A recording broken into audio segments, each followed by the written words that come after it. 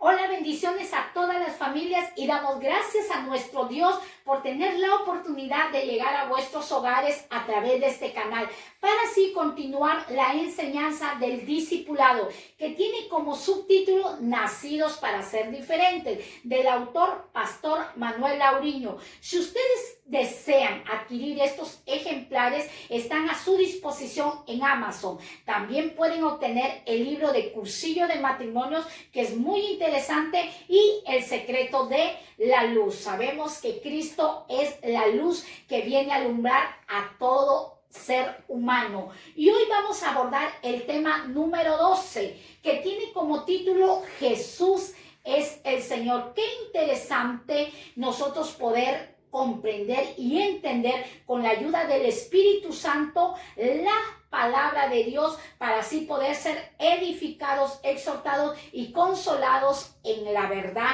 que es nuestro Señor y Salvador Jesús de Nazaret. Entonces nosotros podemos ver el señorío de nuestro Salvador Jesucristo. Muchas personas conocen a nuestro Salvador, muchos hermanos conocen la palabra del Señor. Llevan aproximadamente 10 o 20 años congregando, pero en la teoría son excelentes, pero en la práctica no viven lo que realmente es el título de Jesús es el Señor. En algunas encuestas que se hicieron, el 10% de personas decían, no puedo congregar. El 25% decía, no puedo orar. El 30% decía, no puedo leer la Biblia. El 40% no puedo dar dinero para la obra del Señor. Y el 90% nunca habían ganado almas para Dios. Pero el 100% decía, Jesucristo es el Señor. Jesús es el Señor.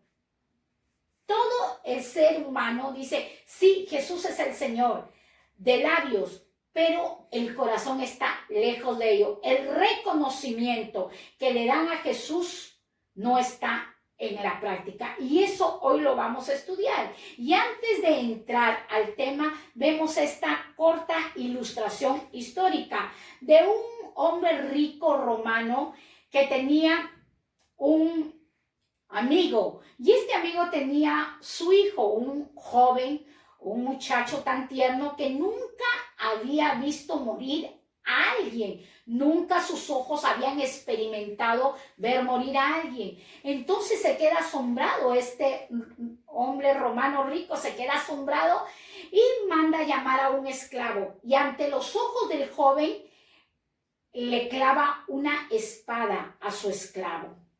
Y el esclavo muere.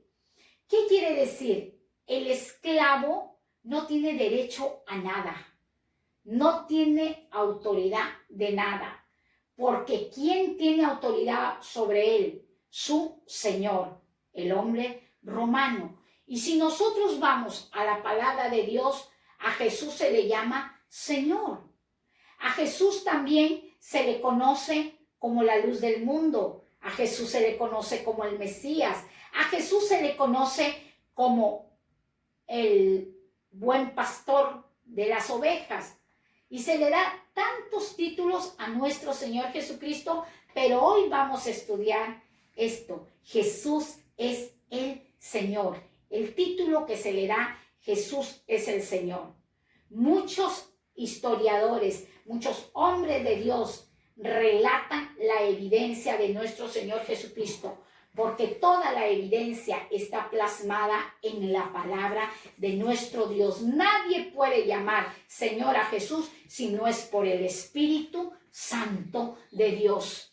Ahora, Kyrios, la expresión Kyrios es de origen griego que significa Señor.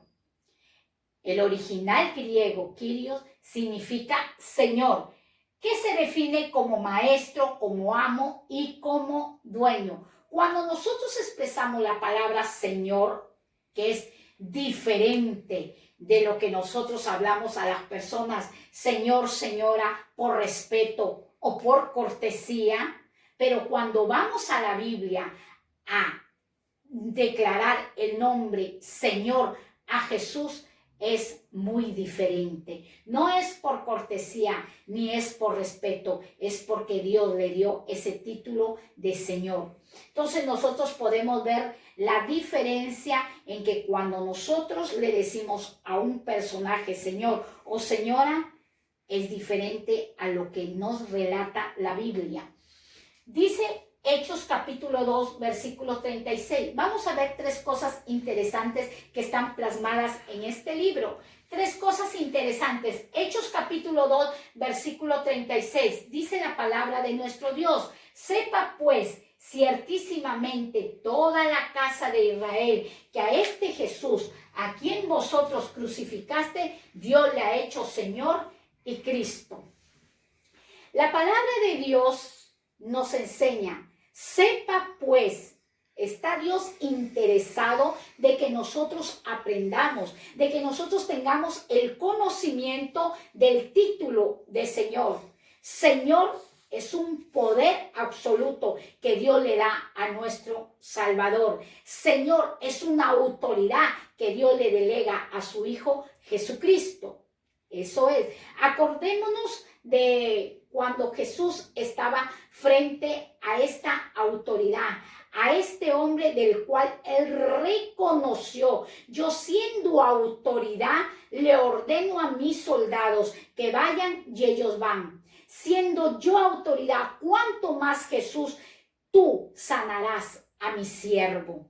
Siervo se define de esclavo. Este hombre de Dios era una autoridad y él le ordenaba a sus servidores, a sus esclavos, y ellos obedecían.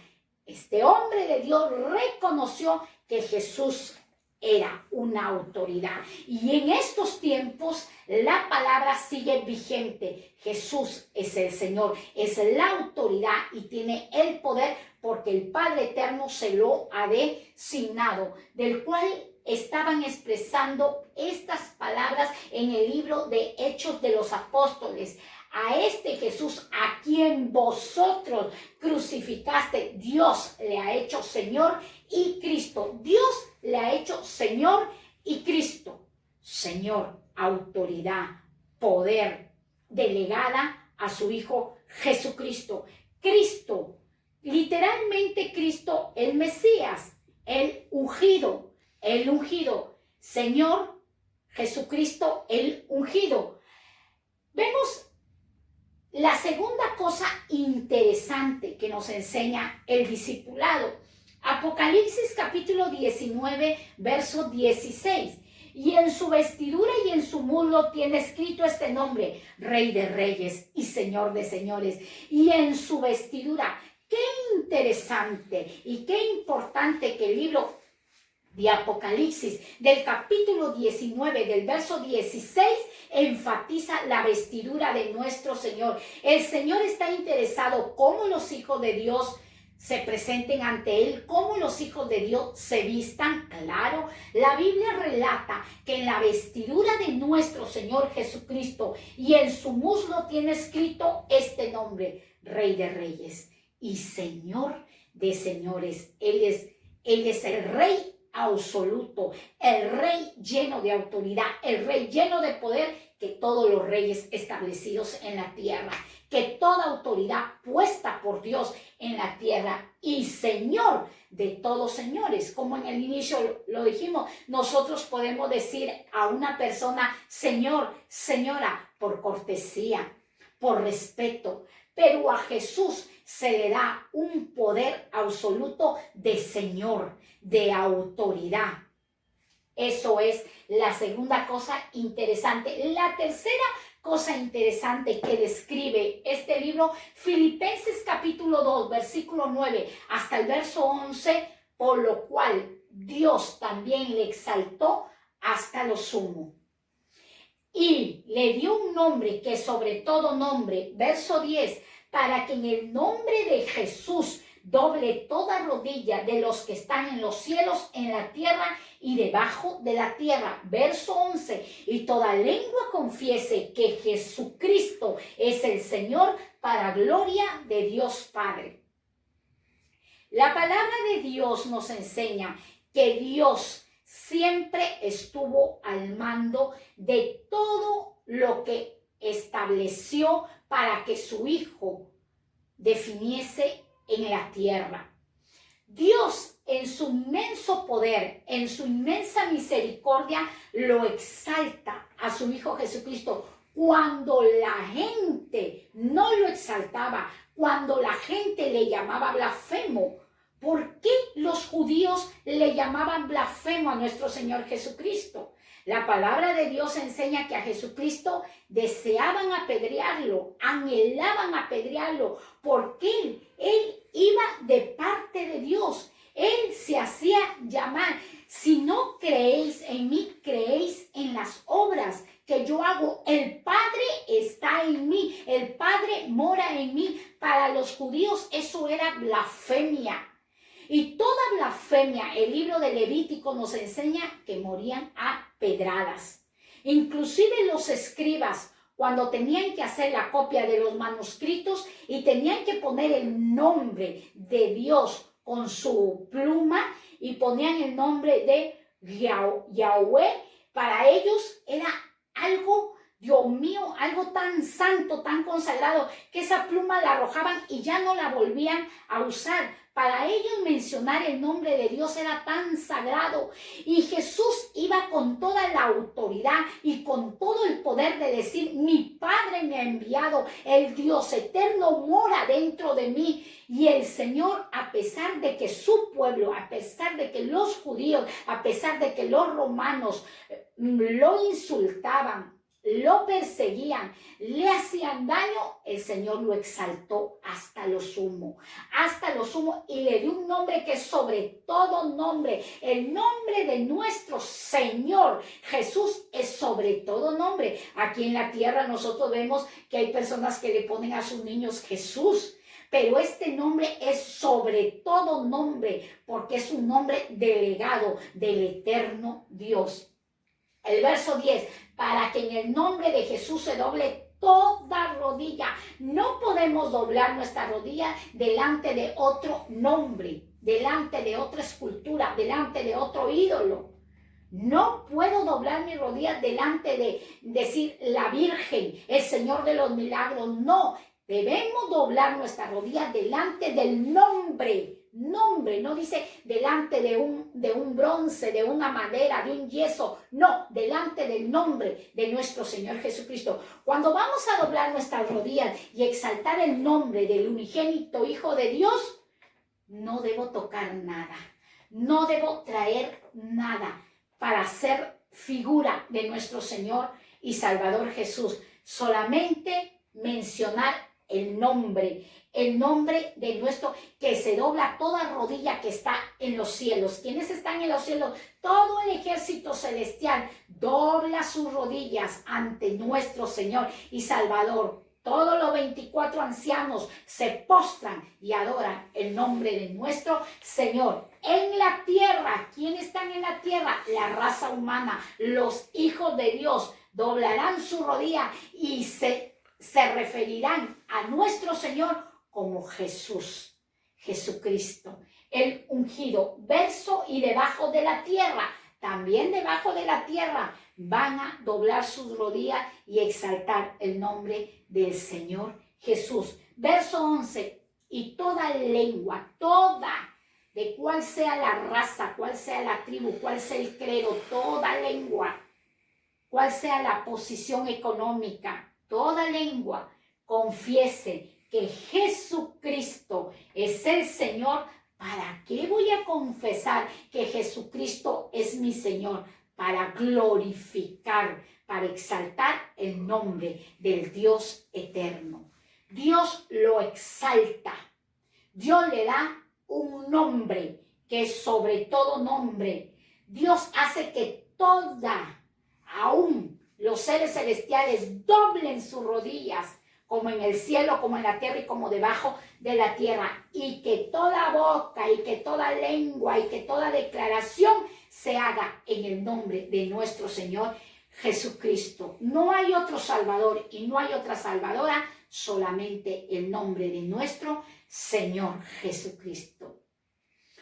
Tres tipos de personas, y vemos tres tipos de personas. Uno, el impío. ¿Quién es el impío? Cuando la palabra de Dios se refiere a impío, a impiedad, se refiere a maldad, a malicia. Dice, Dios está al margen ¿de quién? Del impío y de su vida. Dios está al margen de esta persona llena de maldad, llena de malicia, está al margen de él, de lo que él haga, de lo que él elabore, de toda su vida, de su familia. Dios está al margen. Ha puesto un límite. Él gobierna todo lo que hace. ¿Qué hace el impío? Él gobierna todo. Él no necesita doblar sus rodillas ni mencionar el nombre de nuestro Señor Jesucristo. Esa es la persona impía, la persona llena de maldad, llena de malicia, que no reconoce el señorío de nuestro Señor Jesucristo. No acepta a Dios. Prácticamente se convierte en un ateo. No acepta a Dios. Por tanto, impone su voluntad, no acepta ninguna voluntad sino la suya. ¿Qué espíritu se mueve en el impío? La soberbia, la rebelión, soberbio. Ningún soberbio reconoce la autoridad ni el señorío de nuestro Señor y Salvador. Y esto es el primer tipo de personas de las cuales Dios también llega a predicar el evangelio. Dios usando estas redes para dar a conocer su palabra. El segundo, el cristiano carnal. ¿Quién es el cristiano carnal? Jesús forma parte de su vida. ¿Quién es el cristiano carnal? Que conoce la palabra de Dios, que supuestamente Jesús forma parte de su vida, que menciona a Jesús como su Señor y su Salvador, que dobla sus rodillas ante Jesús el Salvador, pero no practica la palabra, no obedece la palabra. Dice, no, sin embargo, no deja que Cristo gobierne su mente, su corazón, ni sus caminos. Hace lo que quiere, acepta a Dios, pero impone su voluntad. Yo voy a aceptar a Cristo, pero yo voy a imponer mi voluntad. Y escucho muchos testimonios de denominaciones de las cuales van personas a dejar sus ofrendas, sus presentes, y dice, pastor, aquí traigo una bendición grande, pero por favor no predique del adulterio, porque yo estoy en adulterio, o no predique de la fornicación, porque estoy practicando eso. Son personas que conocen la palabra de Dios y tratan de imponer a los ministros, tratan de imponerle a la autoridad que Dios ha delegado como pastor, como pastora, etc. Dice 3, el cristiano espiritual. ¿Quién es el cristiano espiritual? Ha recibido a Cristo, igual que el cristiano carnal. El cristiano carnal también ha recibido a Cristo, pero se queda en la teoría, no practica la palabra. Dice, y es el Señor de su vida.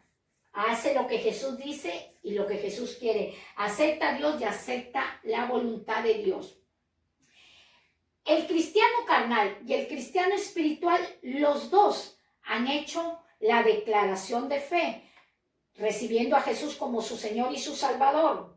Los dos se congregan, los dos van a la iglesia, pero Él impone su voluntad. Hace lo que Él desea. Dice, a mí no me va a cambiar nadie. Cuando la palabra dice que ha venido a transformarnos, a moldearnos, porque somos vasijas de barro, a hacernos criaturas nuevas.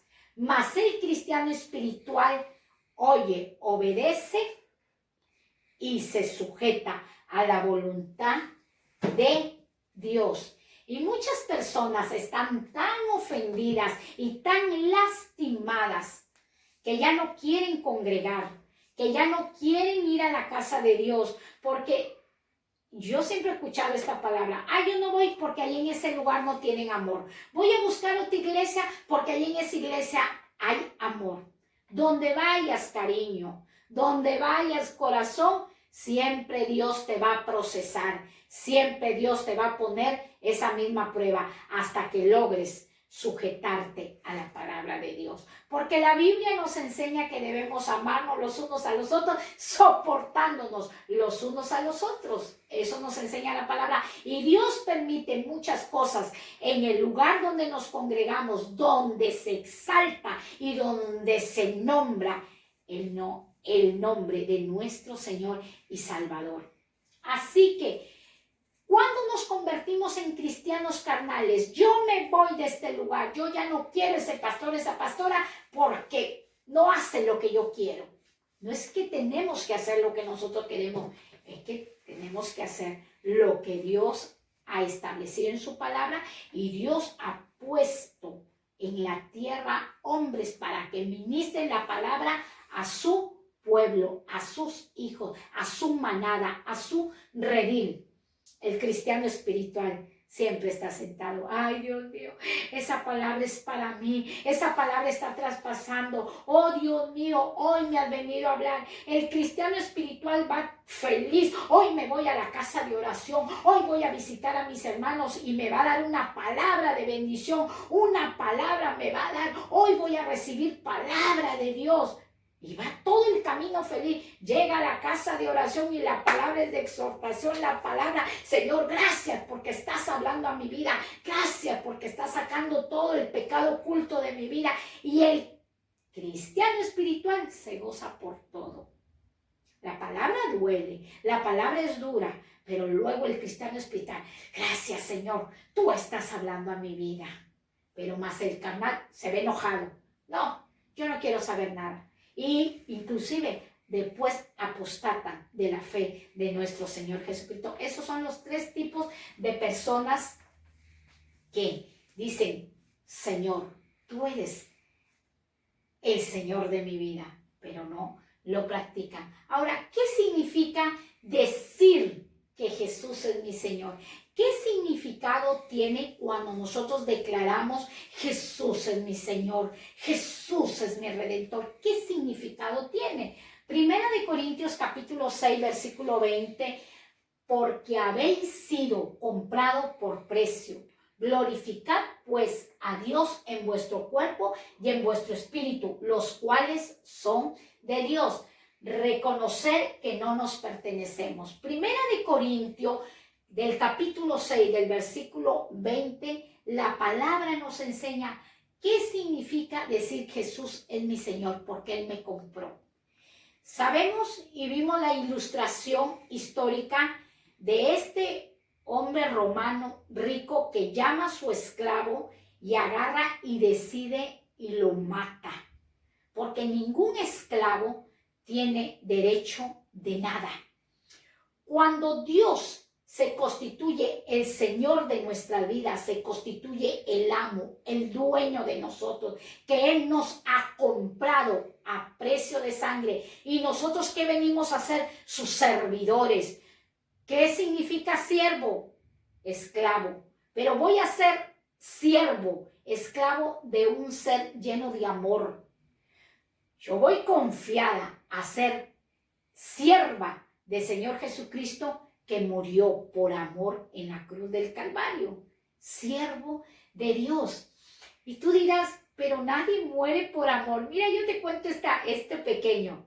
Llego de mi trabajo y mi nieto me dice, abuela linda, me dice, estoy sentado en la escuela al lado de la calefacción, pero hay una niña que tiene mucho frío, y dijo, ¿quién me puede dar y ceder el asiento? Y yo la quiero mucho, y le di mi asiento, y yo me senté en su asiento que está al lado de la ventana, y hace un frío.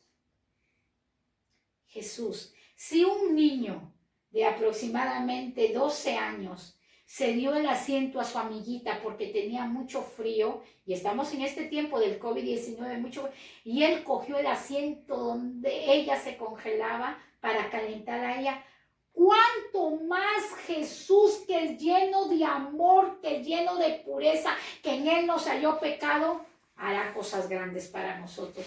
Si la Biblia dice que los niños y los adultos y toda la raza humana siendo malos sabemos dar buenos regalos, ¿cuánto más mi Señor? Fue a una cruz, murió por nosotros y esa sangre fue el precio para comprarnos y hacernos sus siervos y hacernos sus esclavos. Ahora, reconocer que no nos pertenecemos. Cuando Dios nos compra, nosotros tenemos que reconocer que ya no nos pertenecemos, que ya tenemos un Señor, que ya tenemos un amo, que ya tenemos un dueño. 2. Efesios capítulo 5, versículo 16. Por tanto, no seáis insensatos, sino entendidos de cuál sea la voluntad del Señor. El libro de Efesios 5, 17, el Señor dice, no seáis insensatos, no seáis insensatos, sino entendidos cuál sea la voluntad de Dios. Como seres humanos muchas veces nos rehusamos a obedecer la palabra de Dios. Sí, nos rehusamos. Es bonito predicar, es bonito enseñar, es bonito llegar a tu vida a través de la palabra, pero cuando Dios nos pone en proceso, cuando Dios dice todo lo que has predicado, todo lo que has enseñado, lo peso por balanza. Y cuando Dios dice, tienes que perdonar, tienes que amar, tienes que congregar, tienes que orar, tienes que ayunar, tienes que vigilar, tienes que cambiar tu carácter, tienes que obedecerme, cumplir y reconocer mi voluntad. Allí es donde realmente Dios haya los obreros aprobados. Dice, no seáis insensatos, dice el Señor, no seáis insensatos, no seáis tercos, no seáis rebeldes, dice el Señor. Más bien seáis entendidos. ¿Cómo vamos a entender a Dios? ¿Cómo lo vamos a conocer a Dios? Por la palabra, por la palabra. Padre, Hijo y Espíritu Santo, uno solo son, un solo poder, un solo señorío. Y nosotros entendemos el número 3. Lucas capítulo 6, versículo 46, estamos viendo qué significa para nosotros decir que Jesús es nuestro Señor. Lucas 6, 47, ¿por qué me llamáis Señor, Señor y no hacéis lo que digo? ¿Por qué me llamáis Señor, Señor y no hacéis lo que digo? Señor, y dice nuestro Salvador, pero todo lo que digo no lo haces. No lo haces, no lo practicas, no lo vives. ¡Ay, mi Señor! ¡Ay, mi Señor! Y vamos, aleluya, gloria a Dios. Y el Señor dice, pero no lo haces. Todo lo que dices no lo haces, no lo practicas. Juan 14, 21. El que tiene mis mandamientos y lo guarda, ese es el que me ama. Y el que me ama será amado por mi Padre, y yo le amaré y me manifestaré a él. Dios, ¿qué demanda en Lucas 6, 46 a nuestras vidas? Obediencia, obediencia. Ahora, nosotros podemos ver que vivimos en un mundo lleno de reglas, lleno de leyes establecidas por hombres y que muchas veces hombres de Dios, mujeres de Dios, no las pueden cumplir al máximo, pero si nosotros nos esforzamos y nos interesamos por conocer más a nuestro Señor Jesucristo, lo vamos a lograr. Acordémonos que Dios nos ha dado la capacidad, nos ha dado la habilidad y nos ha dado de su poder, que es el Espíritu Santo. El Espíritu Santo es el que nos capacita para que nosotros reconozcamos nuestras fallas, nuestros errores, nuestras insensatez. Él es el que nos contrista cuando nosotros estamos en pecado y nos hace volver a las sendas justas. Ahora dice, el que tiene mis mandamientos y los guarda, ese es el que me ama. Y el que me ama será amado por mi madre mi Padre, y yo le amaré y me manifestaré a él. Aquí hay una promesa poderosa, como todas las que están registradas en la palabra. Aquí Dios expresa su amor. Dios expresa el amor. Dice, si ustedes guardan mis mandamientos y los practican, porque no los vas a guardar debajo de tu biblioteca, debajo de tu mesilla, debajo de la almohada de tu cama. No, no, no. O lo vas a guardar en tu bolso o en tu maletero. No, dice el Señor. Si guardan mis mandamientos en tu corazón, guardar los mandamientos de Dios va a hacer que nosotros diariamente conozcamos al que nos ha salvado. Dice, y el que me ama, guardar los mandamientos de Dios es amar a Dios. Muchos de nosotros decimos, yo amo a Dios, pero no guardamos ni practicamos sus mandamientos. No lo hacemos. Entonces Dios quiere en estos tiempos y en todos los tiempos, porque Dios se manifiesta desde Génesis hasta Apocalipsis, se manifiesta para dar a conocer a la humanidad que hay un Salvador, que hay un Señor y Redentor. Y el que me ama será amado por mi Padre. Aquí vemos, voy a llevarlo a los lazos de familia. Yo como madre, y yo sé que tú que me estás escuchando, que eres un padre de familia y una madre de familia, si a ti te aman a tu niño, a ti te aman a tu niña, o a tu hijo o a tu hija, como se dice en mi país, hijo, hija, uy, tú te vas a sentir contenta. Ay, yo amo a los amigos y a los amigos de mi niña porque me la aman, me la tratan bien. Igual es Dios, porque Él es Padre. Él siente, a Dios le dolió en su corazón haber creado al hombre, porque de continuo el hombre, sus pensamientos eran de maldad, de malicia. Y el Señor, nuestro Dios, que viene a expresar la palabra del Padre, dice, el que me ama será amado por mi Padre. Y yo le amaré y me manifestaré a Él. ¿Cómo se va a manifestar el Señor a nuestras vidas? Por el Espíritu Santo. Por el Espíritu Santo. Si nosotros le amamos, dice el Señor, mi Padre te amará y me manifestaré a ti a través del Espíritu Santo. El Espíritu Santo nos va a ayudar a nosotros poder declarar: Jesús es el Señor. Jesús es el Señor de nuestras vidas. Dios demanda obediencia. Jeremías 10, versículo 23. Jeremías 10, versículo 23.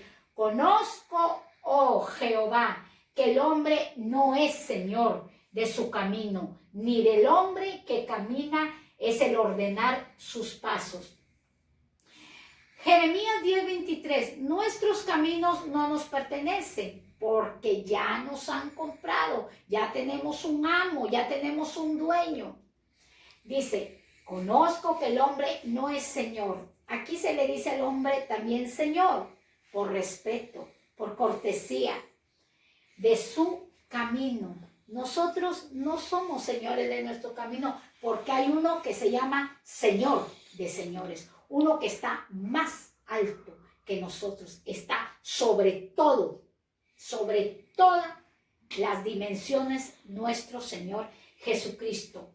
Dice Mateo 10:37, el que ama a padre o a madre más que a mí, no es digno de mí. Y el que ama a hijo o a hija más que a mí, no es digno de mí.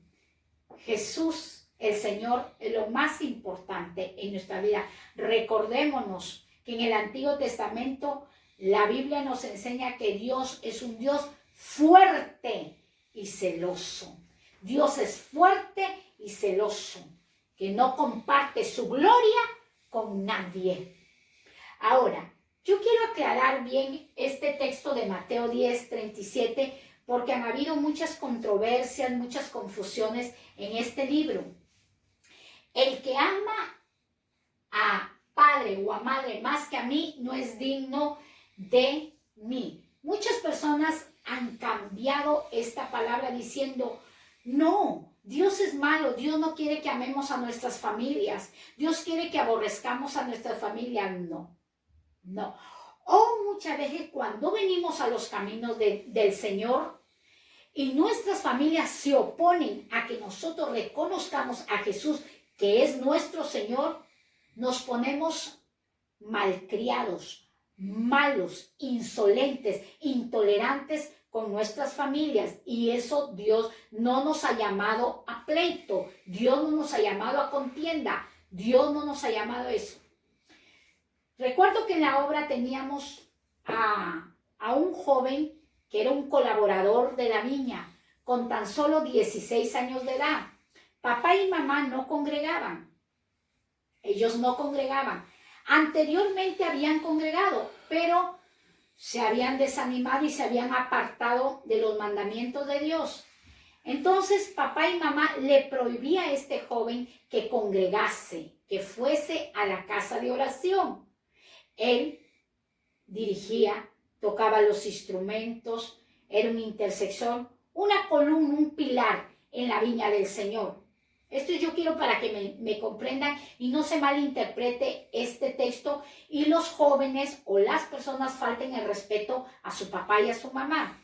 Entonces Leo se oponía, no, que no puedes ir todos los días a congregar, que tú tienes que hacer esto, tienes que sujetarte a mí. Entonces yo le digo, tienes que respetar a papá y a mamá y con sabiduría tienes que orar, con sabiduría tienes que ponerlos en ayuno y oración para así que Dios ministre su corazón de papá y mamá y tú puedas congregar, porque era un menor de edad, 16 años, era un menor de edad, entonces tú tienes que ir, no tienes que discutir, no tienes que pelear, tienes que comprender, hablarles que ellos también han conocido la palabra de Dios y que te logren comprender. Gracias a Dios obedeció y fue un éxito. Nunca este jovencito dejó de servirle a Dios ni de congregar. Después de tanta oración, tanto ruego que hizo el joven con apoyo de todas las intercesores y los intercesores, después los papás, anda, apoya al pastor, anda, apoya a los hermanos.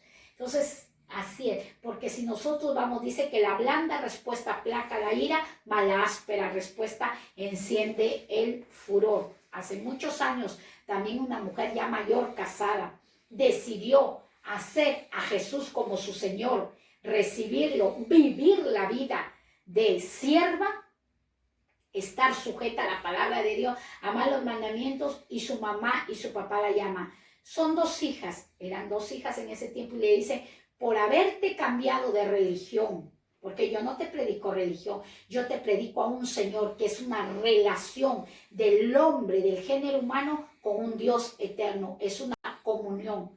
Pero le dijeron, por haberte cambiado de religión te vamos a desheredar. Y ella le dijo, bueno, papá, mamá, si tú me vas a desheredar, no importa, me quedo sin herencia, pero yo seguiré sirviendo al Señor Jesús. Ya era una mujer casada con hijos, seguiré sirviendo. Y así fue, murió su otra hermana, murió su papá y solo quedó la mamá. Y le dijo, hijita, perdóname, voy a recibir a tu Señor Jesucristo como mi Señor y toda la herencia queda para ti. Entonces ella puso en primer lugar a nuestro Señor Jesucristo sin contienda, sin ira, sin pleito. El joven también puso en primer lugar al Señor Jesucristo como su Señor y su Salvador sin contiendas, sin rencillas. Y eso es porque el Señor es dueño de nuestros caminos. Él es el dueño de nuestros caminos. Y así que no te asustes, ya hay miles de testimonios que tú puedes escuchar a través de miles de personas que han vivido en la presión de sus familias por reconocer a Jesús como su Señor. Pero déjame decirte que el respaldo viene de lo alto. Salmos 32, vemos en el número 6, Salmos 32, verso 9. No seáis como el caballo, como el mulo, sin entendimiento, que han de ser sujetados con cabresto y con freno, porque si no, no se acercan a ti. Dice la palabra en Salmos 32, 9. Qué tremendo Dios. Dios compara el género humano como el caballo. Como el caballo o como el mulo. ¿Cómo tienen que dominar al caballo?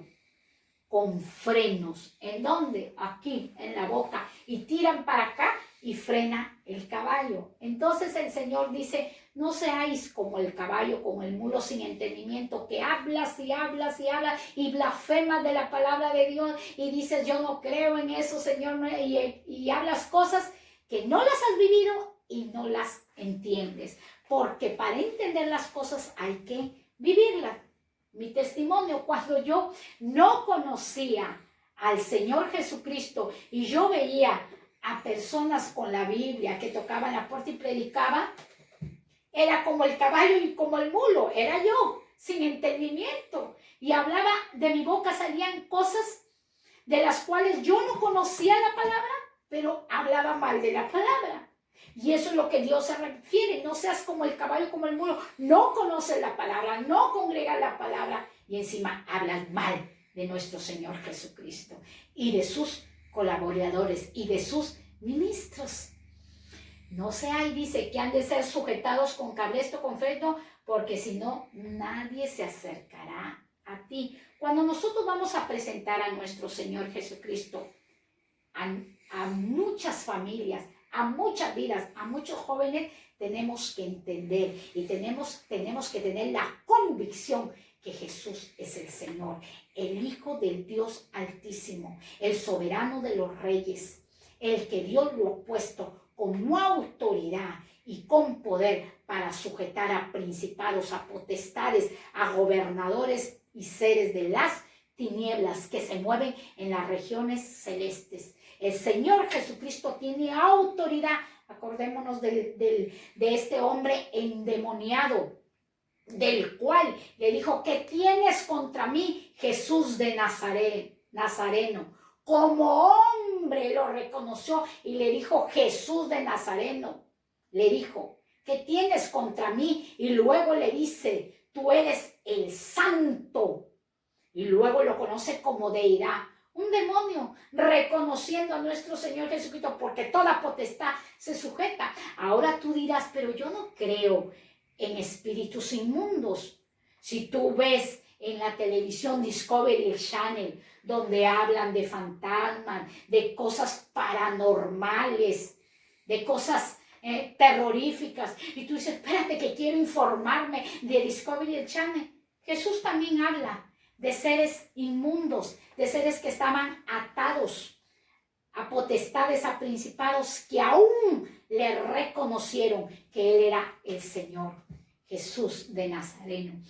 Dice: la obra de Dios solo se va a hacer con personas que tienen la voluntad entregada a Él. Ninguna persona que mutila el cuerpo de Dios con su lengua, que mutila y que habla mal de la viña, encima no trabaja y habla mal de la viña del Señor, con esas personas Dios no va a trabajar. Dios no va a trabajar, porque Dios trabaja con corazones dispuestos, con vidas entregadas y rendidas a la voluntad de su palabra. Así Dios trabaja. Ese es el trabajo que Dios ha establecido en la tierra para el género humano. 7. Romanos capítulo 1, versículo 1 dice: Pablo, siervo de Jesucristo. ¿Qué era Pablo? Servidor. ¿De quién? De nuestro Señor Jesucristo. ¿Qué era Pablo? Esclavo del Señor Jesucristo, llamado a ser apóstol, apartado para el evangelio de Dios. El apóstol Pablo, un hombre extremadamente riguroso, un hombre extremadamente celoso con su religión, pero el Señor llegó a su vida, lo transformó, lo cambió y lo levantó como siervo, y le dio el título de apóstol. Dios nos llama para destruirnos, no, Dios llama al hombre y a la mujer, a toda la humanidad, para exaltarlo, para bendecirlo, para levantarlo, para cuidarlo, para hacerle conocer su perfecta y santa voluntad. Anímate, anímate, porque Dios está con todos nosotros.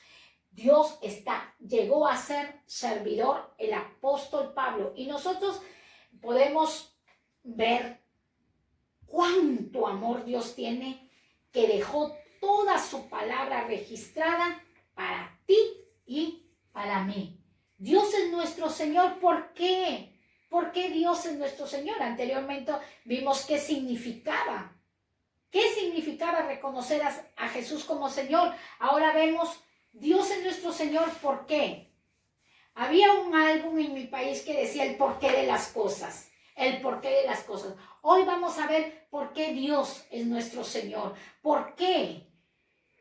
Porque Él nos hizo. Porque Él nos hizo. Salmo 100, versículo 3.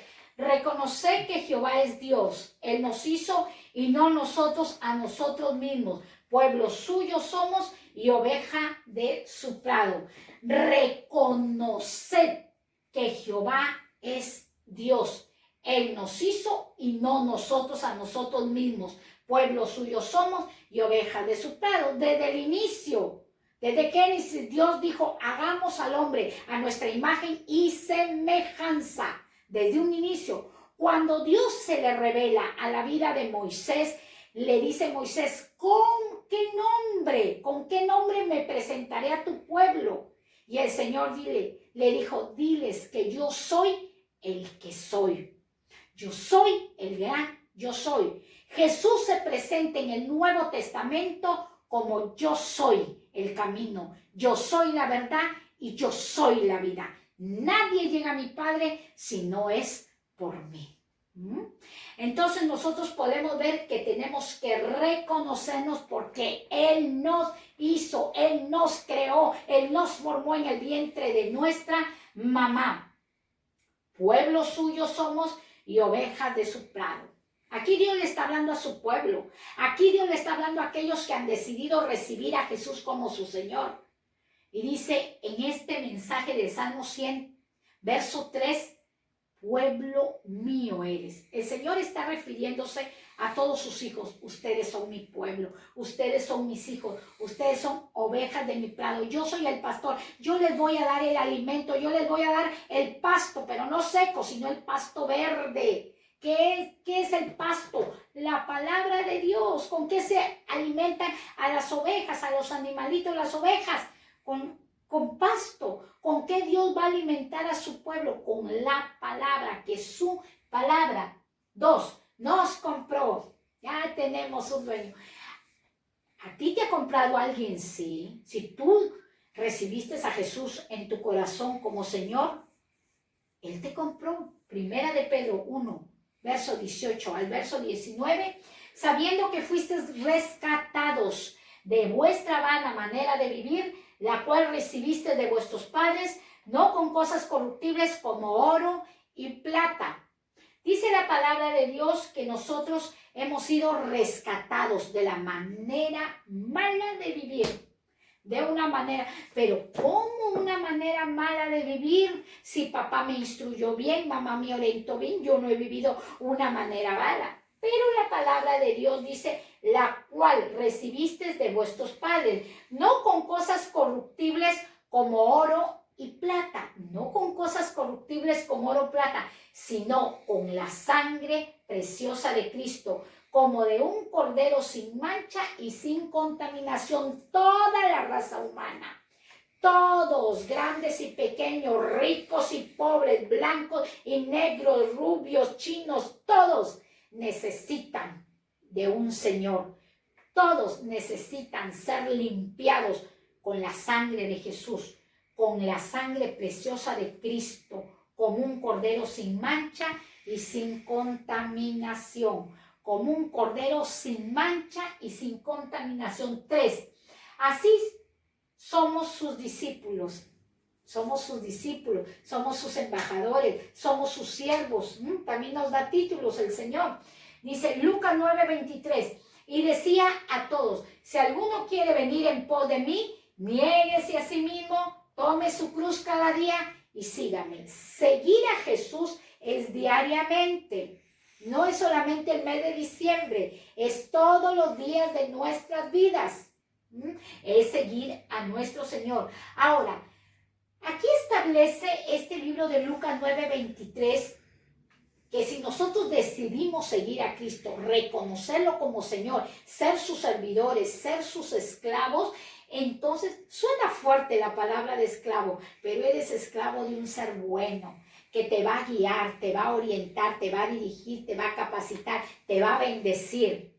Dice Vengan en pos de mí y niéguense a sí mismos. ¿Qué es negarnos a sí mismos? Nosotros tenemos una fuerte batalla con nuestro temperamento, una fuerte batalla, y Dios nos va a cambiar y nos va a hacer conforme a su carácter. Ese es el plan de Dios, llevarnos a la estatura de nuestro Señor Jesucristo. No que vamos a ser iguales que Él. Acordémonos que Él es un santo y en Él no se halló pecado. Él es el mismo Dios que se hizo hombre y habitó en la tierra.